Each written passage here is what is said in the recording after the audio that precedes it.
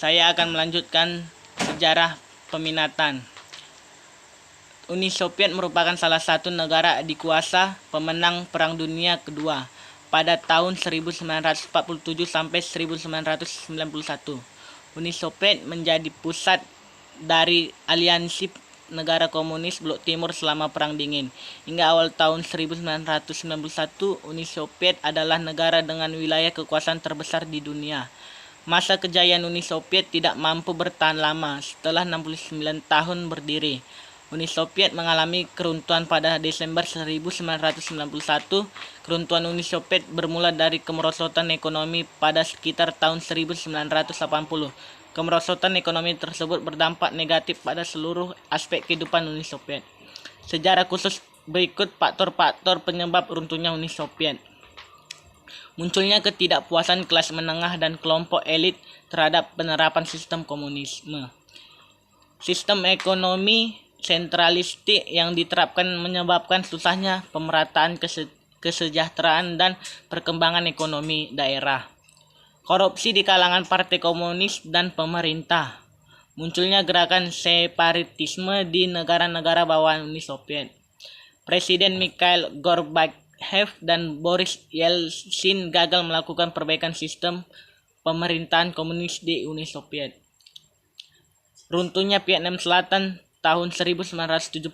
Proses keruntuhan dalam buku sejarah ekonomi, buku sejarah Eropa dari Eropa kuno hingga Eropa modern. Tahun 2012 karya Wahyudi Jaya Mikhail.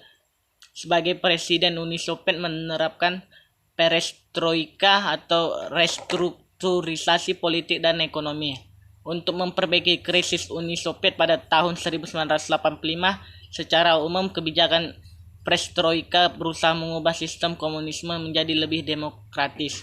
Kebijakan perestroika mempunyai 3 prinsip utama, yaitu glasnost atau keterbukaan politik, demokratisasi atau demokratisasi, dan rule of law. Kebijakan perestroika pada perkembangannya dianggap sebagai blunder yang mempercepat keruntuhan Uni Soviet. Kebijakan tersebut menyebabkan pertentangan antara kelompok moderat dan konservatif dan radikal tentang sistem komunisme di Uni Soviet.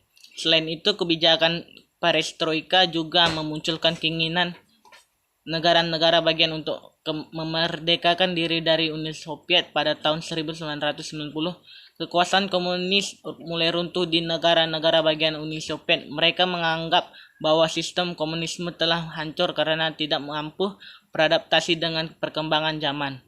Akhirnya negara-negara tersebut mulai melepaskan diri. Pada pertengahan tahun 1991, Uni Soviet secara resmi dibubarkan pada 25 Desember 1991, ditandai dengan mundurnya Presiden Mikhail Gorbachev.